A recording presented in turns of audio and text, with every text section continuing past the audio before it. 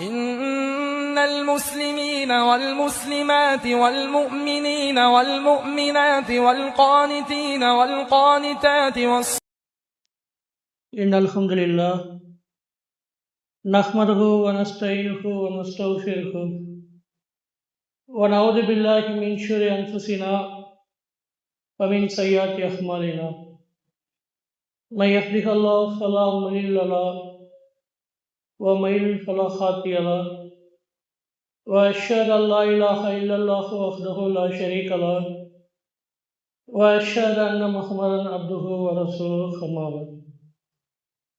நிச்சயமாக புகழும் புகழ்ச்சியும் அந்த அல்லாஹ் ஒருவனுக்கே என்று கூறிக்கொண்டு கடந்த சில தினங்களாக இஸ்லாம் கூறும் குடும்பவியல் என்கிற தலைப்பில் நாம் தொடர்புரையாக பார்த்து வருகிறோம். அதன் அடிப்படையில் நாம் சில விஷயங்களை பட்டியலிட்டு வைத்திருந்தோம். எப்படி பெண்ணை தேர்வு செய்வது, எப்படி திருமணத்தை பண்ணுவது, எப்படி திருமணத்தை கையாளுவது, அதற்கு அடுத்த கட்டமாக குழந்தை வளர்ப்பு, இளைஞர்கள் எப்படி அவர்களுடைய பாதையை மார்க்க வழியில் செலவழிப்பது என்று பட்டியலிட்டு வைக்கின்றோம். நேரமின்மை காரணமாக கடைசியாக பட்டியலில் ஒரு மனிதன் மரணத்தை எப்படி கையாளுவது என்று வைத்திருந்தோம். அதனை நாம் இந்த உரையில் காண உள்ளோம். பொதுவாக இந்த உலகில் மனிதர்களாக வாழக்கூடிய நாம் ஒவ்வொருவரும் ஒவ்வொரு கொள்கையை பின்பற்றக்கூடியவர்களாக இருப்போம். ஒரு விஷயத்தை எடுத்துக்கொண்டமையானால் ஒவ்வொருவருக்கும் அதில் வெவ்வேறு மாற்று கருத்து வேறுபாடு இருக்கும். பொதுவாக ஒரு உணவை எடுத்துக்கொண்டமையானால் சிலர் இந்த உணவு ஆரோக்கியமான உணவு என்று கூறுவார்கள், சிலர் இந்த உணவு மனிதனுக்கு கேடு விளைவிக்கும் என்று கூறுவார்கள். அதேபோல் இந்த மரணம் என்கிற ஒரு கருத்தை எடுத்துக்கொண்டமையானால் எந்த கொள்கையாக இருந்தாலும் சரி, கடவுள் மறுப்பு கொள்கையாக இருக்கட்டும், பல கடவுள் கொள்கையாக இருக்கட்டும், ஓரிரை கொள்கையாக இருக்கட்டும், அனைவருமே இந்த மரணங்கிற ஒரு கருத்திற்கு வந்தால் அனைவரும் ஒரே கருத்துடையவர்களாக திகழ்வார்கள். மனுஷனாக பிறந்தால் ஒரு நாள் மரணிக்க தான் முன்னான், அவனுக்கு மரணம் நிச்சயம் என்பதை அனைவரும் விளங்கி வைத்து கொண்டிருப்பார்கள். அப்போ அந்த மரணத்தை இஸ்லாம் எப்படி கையாளுவது என்று நமக்கு கற்றுத்தருகிறது. அல்லாஹ் ரப்பல் ஆலமீன் தனது திருமறை குர்ஆனில் சொல்கிறான், குல்லு நஃப்ஸின் தாயிகத்துல் மௌத், ஒவ்வொரு ஆன்மாவும் மரணத்தை சுவைத்தே தீருங்கிறான். எப்படி வார்த்தையை தூக்கி போடுறான் பாருங்க. அதாவது இந்த உலகத்தில் இருக்கக்கூடிய அனைத்து ஆன்மாவும், உயிர் ஜீவங்களாகிய மனிதர்கள் மட்டும் கிடையாது, என்னென்ன உயிர் ஜீவன்களாக இருக்கோ அந்த அனைத்து ஆன்மாவும் மரணத்தை சுவைத்தே தீரும். ஒவ்வொருவருக்கும் ஒவ்வொரு விதமான மரணம் வரும். சிலர் குழந்தை பருவத்திலே மரணம் அடைந்து விடுவார்கள், சிலர் இளைஞர் பருவத்தில் மரணம் அடைவார்கள், சிலர் முதுமை பயணத்தில் மரணம் அடைவார்கள், சிலர் விபத்துக்களில் மரணம் அடைவார்கள்.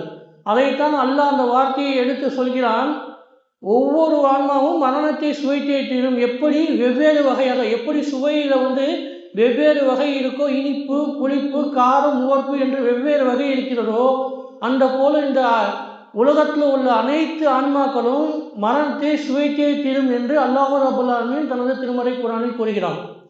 மேலும் அல்லாஹ் ரப்பல் ஆலமீன் சொல்கிறான் பாருங்க, நீங்கள் இரும்பாலான கோட்டையில் இருந்தாலுமே உங்களை மரணம் அடைந்தே திரும்புகிறான். நாமெல்லாம் எண்ணிக்கொண்டிருப்போம், நாம் பொருளாதாரத்தை சேகரிக்க வேண்டும் என்பதற்காக ஒரு பாதையை நோக்கி ஓடிக்கொண்டிருப்போம். என்னுடைய நோக்கத்திற்காண்டி நான் ஒரு பாதையை நோக்கி, என்னுடைய நோக்கத்தை நான் அடைய வேண்டும் என்பதற்காக நான் ஒரு பாதையை நோக்கி ஓடிக்கொண்டிருப்பேன். நான் வீடு கட்ட வேண்டும், நான் வாகனம் வாங்க வேண்டும், என்னுடைய குழந்தைகளுக்கு நான் பொருளாதாரத்தை சேர்த்து வைக்க வேண்டும் என்று ஓடிக்கொண்டிருப்போம். ஆனால் அல்லாஹ் எப்படி சொல்கிறான் பாருங்க, அங்கெல்லாம் உங்களுக்கு மரணம் இருக்குங்கிறான். நீங்கள் அந்த ஓடுறீங்களா அந்த பாதையில் எதுக்காண்டி நீங்கள் ஓடுறீங்கனாக்கா, நீங்கள் அதை அடையலாம் ஓடலை, மரணத்தை அடையிறதுக்காண்டி தான் நீங்கள் ஓடிக்கொண்டிருக்கிறீர்கள். அங்கெல்லாம் நமக்கு மரணம் காத்து கொண்டிருக்கிறது. மரணம் நம்மளே அழைக்கும், வாராசா வந்துட்டியா என்று மரணம் நம்ம அழைப்பதற்காக காத்து கொண்டிருக்கிறது. அப்போ நம்ம ஓடிக்கிட்டு இருக்க பாதையை நம்ம என்ன நினைச்சிட்டு இருக்கோம், தவறான விளங்கி கொண்டிருப்போம். ஆனால் மரணம் நமக்கு அங்கே காத்து கொண்டிருக்கும். அதே மாதிரி இந்த இஸ்லாமிய சமுதாயத்தில் சில கட்டுக்கதைகளை அவுத்து விட்டுருக்காங்க. நம்ம மரணத்தை, நம்ம ரூஹை கைப்பற்றுறதுக்கு இஸ்ராயல் ஒரு வானவர் இருக்கிறார் என்று சில கட்டுக்கதைகளை அவிழ்த்து விட்டிருக்கிறார்கள். அவள் கருப்பு நிறத்துடன் இருப்பார், கருப்பு ஆடை உடுத்தியிருப்பார், அவர் கையில் சில ஆயுதங்கள் இருக்கும். எப்படி பிற மத கலாச்சாரத்தில் சொல்லுவாங்களோ, யம தர்மராஜா வந்து கையில் கயிறோட இருப்பான், இந்த பக்கம் ஆயுதம் இருக்கு, அந்த மாதிரி இஸ்ராயல் ஒரு வானவரை சில கட்டுக்கதைகளாக அவிழ்த்து வைத்திருப்பார்கள். அப்படியெல்லாம் இந்த மார்க்கம் சொல்லலை. அதாவது ஒவ்வொருவருக்கும் ஒவ்வொரு உயிரை ஊகை கைப்பற்றுவதற்கு மலக்குல் மௌத் என்று அல்லாஹ் ரப்பல் ஆலமீன் நியமித்து வைத்திருப்பான். எனக்கு ஒரு மலக்குல் மௌத், இவருக்கு ஒரு மலக்குல் மௌத், இவருக்கு ஒரு மலக்குல் மௌத்துன்னு அல்லாஹ் ரப்பல் ஆலமீன் அவர்களுக்கு என்று ஒரு மலக்குல் மௌத்தை நியமித்து வைத்திருப்பான். அவனுடைய வேலை என்னன்னாக்க, அல்லாஹ்வுடைய கட்டளை வந்தோடனே அவருடைய ரூகை கைப்பற்றுவது. நல்லடியார் ரூகா இருந்தாக்க இலகுவாக கைப்பற்றி விடுவார்கள். கெட்டடியார் ரூகவே சில சிரமப்படுத்தி கைப்பற்றுவார்கள். அல்லாஹ் ரப்பல் ஆலமீன் அவர்களுக்கு அப்படிதான் கட்டளையிட்டிருக்கிறான். அதன் அடிப்படையில் அவர்கள் ரூகை கைப்பற்றக்கூடியவர்களாக இருப்பார்கள். இப்போ இந்த ரூகை கைப்பற்றியாச்சு. இந்த ரூகை கைப்பற்ற பிற்பாடு சில அவல நிலைகள் வந்து அந்த மரணிக்கக்கூடிய வீட்டில் நடக்கக்கூடிய சம்பவங்களை நாம் காண்கிறோம். அதிகமாக பெண்களை எடுத்துக்கொண்டேன்னு வச்சுக்கோங்களேன், ரொம்ப புலம்புவாங்க. அதாவது தன் பாசத்திற்குரிய நேசத்திற்குரிய கணவனையோ தந்தையோ மகனையோ அல்லாஹ் ரப்பல் ஆலமீன் அந்த ரூகை கைப்பற்றி விட்டானாக்க பெண்கள் என்ன சொல்லுவாங்க, யாரெல்லாம் உனக்கு கண்ணே தெரியலையா, இந்த உலகத்தில் இந்த மனுஷன் தான் கிடைச்சாப்புலையா, வேறு ஆளே கிடைக்கல என்று பெண்கள் புலம்பக்கூடியவர்களாக இருப்பார்கள். மார்க்கம் இதனை தடுத்திருக்கிறது. இன்னும் கொஞ்சம் கூடுதலாக பண்ணணும்னு வச்சுங்களேன், நம்ம அவரை பார்க்க போயிருப்போம், உன்னுடைய நெருங்கிய நண்பர் வந்திருக்காருப்பா, நேற்று வரைக்கும் ஒன்றை சுற்றிக்கிட்டு இருந்தார், அவர் இருக்காரு, நீ போயிட்ட. அந்த அம்மாவுக்கு என்ன ஆதங்கம், நம்ம இருக்கிறோங்கிற ஆதங்கம் இல்லை, தன்னுடைய மகன் போயிட்டாங்கிற ஒரு கவலையில் தான் இருக்கிறாங்க. அந்த கவலையினால்தான் இந்த வார்த்தை வெளிவருகிறது. அப்போ நம்மளும் மூத்தா போனால் அந்த மாதிரி என்ன இல்லை, அவங்கள அறியாமல் சில தவறான வார்த்தைகளை அங்கே பயன்படுத்துகிறார்கள். இதனை மார்க்கம் தடுக்கிறது. என்னுடைய தூதர் காலகட்டத்தில் ஒரு பெண்மணி தன்னுடைய குழந்தை இழந்து விட்டார்கள். இப்போ இழந்தோடனே என்ன பண்ணுறாங்க, புலம்பிக்கிட்டு இருக்காங்க. புலம்புனோடனே அல்லாஹ்வுடைய தூதர்கள் வந்து என்ன சொல்கிறாங்க, அந்த பெண்மணிக்கு ஆறுதலாக சில வார்த்தைகளை சொல்லி அமைதியாயிருங்க என்று கூறுகிறார்கள். அப்போ அந்த பெண்மணி வந்திருக்கிறது அல்லாஹ்வுடைய தூதர் தான் என்று தெரியாமல், இந்த நிலை உங்களுக்கு வந்தால் நீங்கள் எப்படி இருப்பீங்கன்னு என்ன சொல்ல முடியாது, நீங்கள் அமைதியாருங்க நீங்கள் சொல்கிறீங்களே, இந்த நிலை உங்களுக்கு வந்தால் நீங்கள் அமைதியாக இருப்பீங்களா நான் பார்ப்போங்கிற மாதிரி அல்லாஹ்வுடைய தூதர்களை ஏசி விடுகிறார்கள். அப்போ அங்கே இருந்த நபித்தோழர்களாம், இவர் தான் அல்லாஹ்வுடைய தூதர், இவர் ஏன் நீங்கள் இப்படி பேசுகிறீங்கன்னு சொல்லிட்டு கேட்குறப்ப, நான் சரியாக கவனிக்கலை என்று கூறி அந்த நபி பெண்மணி வந்து அல்லாஹ்வுடைய தூதர்கிட்ட மன்னிப்பு கேட்குறாங்க. இப்போ மன்னிப்பு கேட்டோடனே அல்லாஹ்வுடைய தூதர்கள் என்ன சொல்கிறாங்க, அதாவது எந்த ஒரு மனிதனுக்காக இருந்தாலும் அவனுக்கு வந்து ஒரு துக்கம் வரும்தான், அவனுக்கு ஒரு துன்பம் வரும். அந்த துன்பத்தில் முதல் நிலையை பிடிக்கிறான் பாருங்க, அதுதான் உண்மையான பொறுமை. எல்லா மனுஷனுக்கும் துன்பம் வரதான் செய்யும், அதில் முதல் நிலையை பிடிக்கக்கூடிய இருக்கு பார்த்தீங்களா, அதுதான் உண்மையான பொறுமை என்று அல்லாஹ்வுடைய தூதர்கள் கற்றுத்தருகிறார்கள். அப்போ பல மரணிக்கக்கூடிய வீடுகளில் நாம் பார்க்குறோம், நிறைய பெண்கள் வந்து இந்த பொறுமை இழந்து புலம்பக்கூடியவர்களாக இருக்கிறார்கள். யாருக்கு எதிராக புலம்புகிறார்கள், அல்லாஹ் ரப்பல் ஆலமீனுக்கு எதிராக புலம்பக்கூடியவர்களாக திகழ்கிறார்கள்.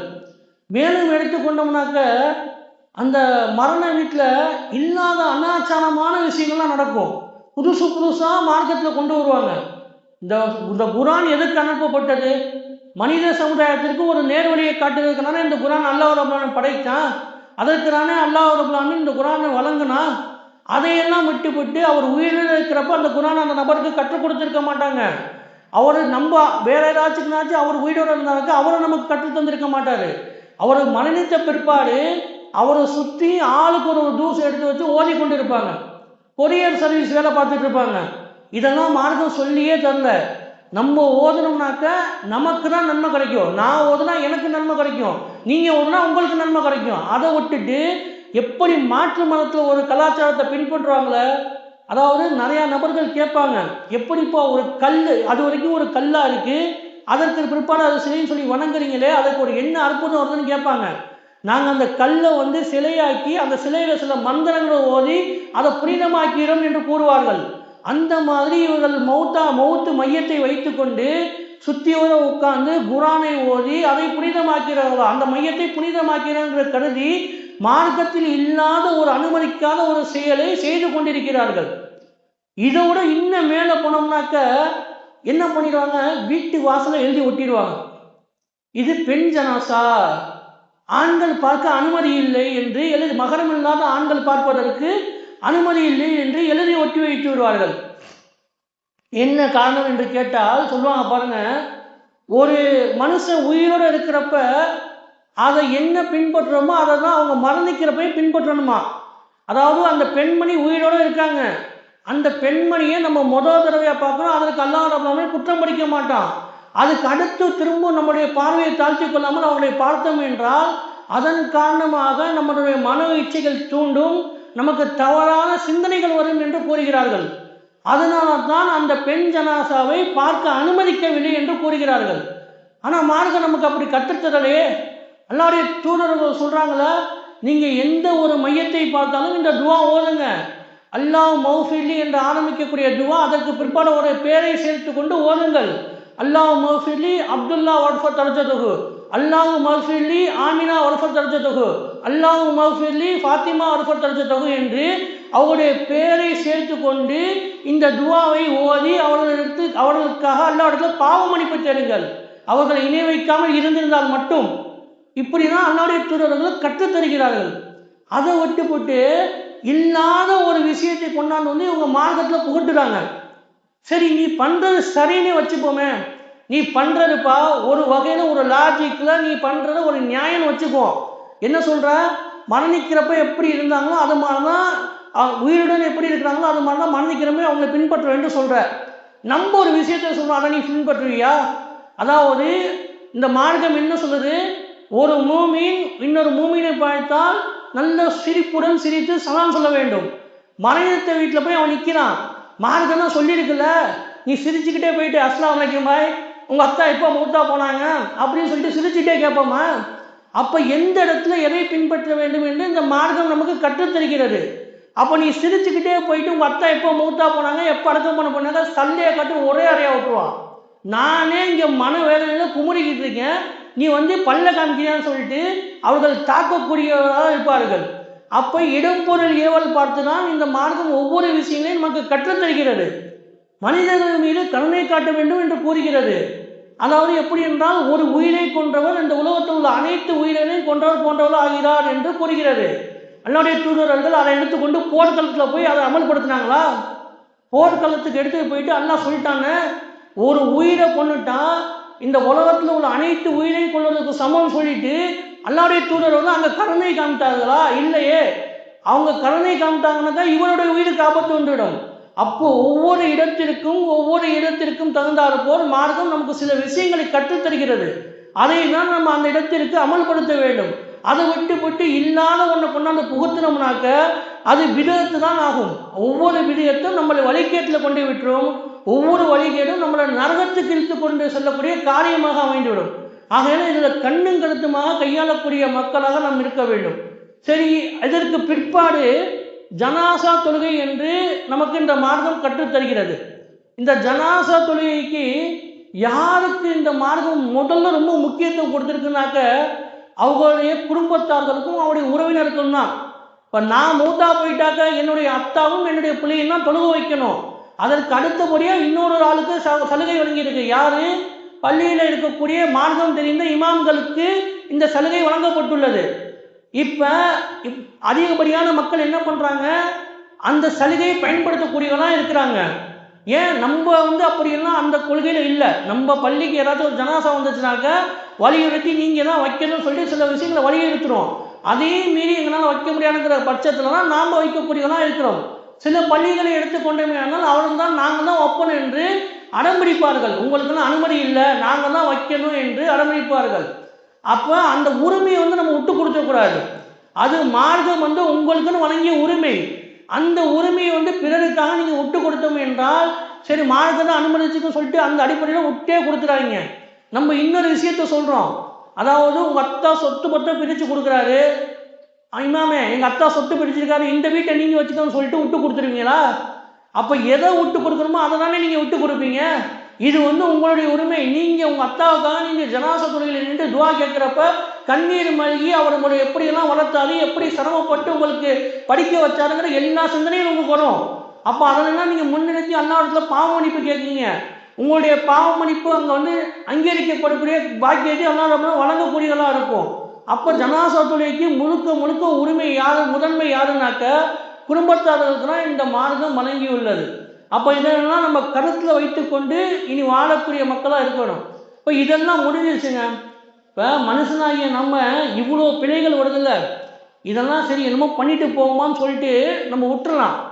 நமக்கே சில விஷயங்களை விட முடியாது, சகிச்சு கொள்ள முடியாது, அப்படியான காரியங்கள்லாம் நடக்குது. இப்போ இந்த விஷயத்தெல்லாம் விட்டுட்டா கூட நாளைக்கு வந்து அல்லாஹ் ரப்பல் ஆலமீன் மன்னிக்கிறதும் தண்டிக்கிறதும் அது அவன் கையில் இருக்குது.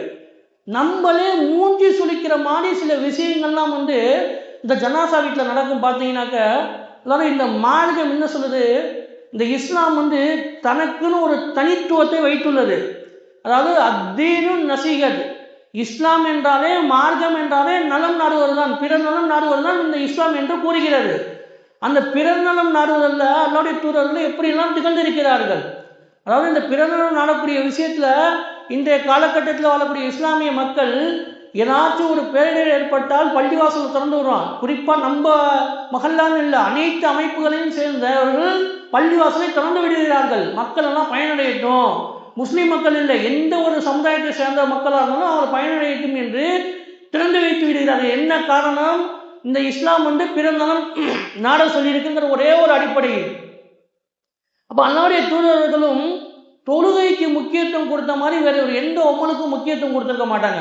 அப்போ அவங்களுக்கு உடம்பு சரியில்லாத நேரத்தில் கூட சில சஹாபாக்கள் கையில் தோளில் கையை போட்டுக்கொண்டு அவங்களுக்கு கால்கள் உரசுற தரையில் உரசிட்டு வரும், அப்படியெல்லாம் வந்து தொழுதிருக்கிறார்கள். அப்போ அந்த தொழுகையில கூட ஒரு நாள் தொழுகை வைத்து கொண்டிருக்கிறார்கள். தொழுகை வைக்கிறப்ப அவங்க என்ன என்றாங்க, இந்த தொழுகையை நம்ம நீட்டி அழகாக வைக்க வேண்டும் என்று எண்ணிக்கொண்டு தக்பீர் கட்டுகிறார்கள். தக்பீர் கட்டினோடனே பின்னாடி ஒரு குழந்தை அழுகிறது. அப்போ அந்த குழந்தை அழுகிறத நினைச்ச அல்லாஹ் என்ன செய்கிறாங்க, அந்த குழந்தையுடைய தாயுடைய மனது வந்து படபடக்கக்கூடாது, வேதனை அடையக்கூடாது. அந்த தாய் என்னவால, ஆகா நம்ம புள்ள அழுகுது, எதுக்கு அழுகுது, பசிக்கு ஆகுதா, இல்லை பூச்சி கடிச்சிருச்சா, இல்லை எறும்பு கடிச்சிருச்சா சொல்ல அந்த தாயுடைய மனது வேதனைப்படும்னு அதன் காரணமாக தன்னுடைய தொழுகையை சுருக்கி கொண்டதாக அல்லாஹ்வுடைய தூதர்கள் கூறுகிறார்கள். எதற்காக, அந்த தாயினுடைய நலம் நாடுகிறார்கள். அப்போ இந்த இஸ்லாமிய மார்க்கம் எந்த அளவுக்கு நலம் நாட சொல்லி வலியுறுத்திருக்கு பாருங்க. அப்போ நலம் நாடக்கூடிய விஷயத்துல ஒருத்தர் மூத்தா போய் வீட்டில் கிடக்காது, என்னுடைய பாசத்திற்குரிய என்னுடைய மகனோ என்னுடைய தந்தையோ மூத்தா போய் கிடக்குறாங்க. அந்த சமயத்தில் வந்துக்கிட்டு மிக மிக மிக அருவருக்கத்தக்க செயலை செய்வார்கள். என்ன செய்வாங்க, வந்துட்டு இன்னைக்கு மத்தியானம் என்ன சமைக்கலாம், என்ன வைக்கலாம், புளியான வைக்கலாமா கந்திரியான வைக்கலாம்னு சொல்லிட்டு சாப்பாடு பட்டியலை போட்டு கொண்டிருப்பார்கள். நான் இங்கே எங்கள் அத்தா மூத்தா போயிட்டான்னு ஒரு கவலையில் இருக்கேன், மனம் வெந்து போயிருக்கேன், என்னுடைய பிள்ளை வந்து என்னை விட்டு சென்று விட்டான்னு சொல்லிட்டு நான் ஒரு மிகுந்த ஆழ்ந்த கவலையில் இருக்கிறப்ப என்னிடத்தில் வந்து ஆலோசனை செய்வார்கள், என்ன சமைக்கலாம் இன்னைக்கு மத்தியானம் என்று கேட்பார்கள். இப்படி அந்த மார்க்கம் நமக்கு கற்றுத்தந்திருக்கிறது. பிறநாளும் நாட சொல்லியிருக்கு. அதை விட்டுவிட்டு அந்த சாப்பாடுக்கு அக்கறை கொடுக்கக்கூடியவராக இருப்பார்கள். மார்க்கம் நமக்கு அப்படி கற்றுத்தரவே இல்லையே. முக்கியமாக குறிப்பாக இந்த அண்டை வீட்டுக்காரர்களை பற்றி சொல்லும்போது அவங்க தான் முதன்மையாக இருக்கணும். ஜாபீர் ரலியல்லாஹு அவர்கள் வந்து ஒரு போர்க்களத்தில் மரணித்து விட்டார்கள். மரணித்த உடனே சஹாபாக்களுக்கு இருந்து அல்லாஹ்வுடைய தூதர்கள் கட்டளை எழுதினார்கள். அதாவது 3 நாளைக்கு வந்து ஜாபீர் வீட்டில் வந்து அடுப்பெரியாமல் பார்த்துக்கங்க, நீங்கன்னா வந்து அவங்களுக்கு உணவு கொடுக்கணும் என்று கூறுகிறார்கள். ஆனால் இங்கே எப்படி இருக்குது, அப்படியே மாற்றமாக நடக்குது. 3ஆம் நாள் ஃபாத்தியா, 7ஆம் நாள் ஃபாத்தியா, 40 நாள் ஃபாத்தியா. எதற்கு இதெல்லாம்? மார்க்கத்தில் இல்லாத ஒரு செயலை வைத்து கொண்டு இந்த மக்கள் மத்தியில் அனாச்சாரமான விஷயங்களை நிறைய கட்டவிழ்த்து விட்டு இருக்கிறார்கள். ஆகையால சகோதர சகோதரிகளே, இனி வரக்கூடிய காலங்களில் இந்த அனாச்சாரமான விஷயங்களை நம்மளை தவிர்த்து கொண்டு நல்வழியில் நம்மளுடைய இபாதத்துகளையும் அமல்களையும் செயல்படுத்துவோமாக என்று கூறிக்கொண்டு எனது உரையை நிறைவு செய்கிறேன். வாஹிர் தவானா அல்ஹம்துலில்லாஹி ரப்பில் ஆலமீன். innal muslimina wal muslimati wal mu'minina wal mu'minati wal qanitina wal qanitati was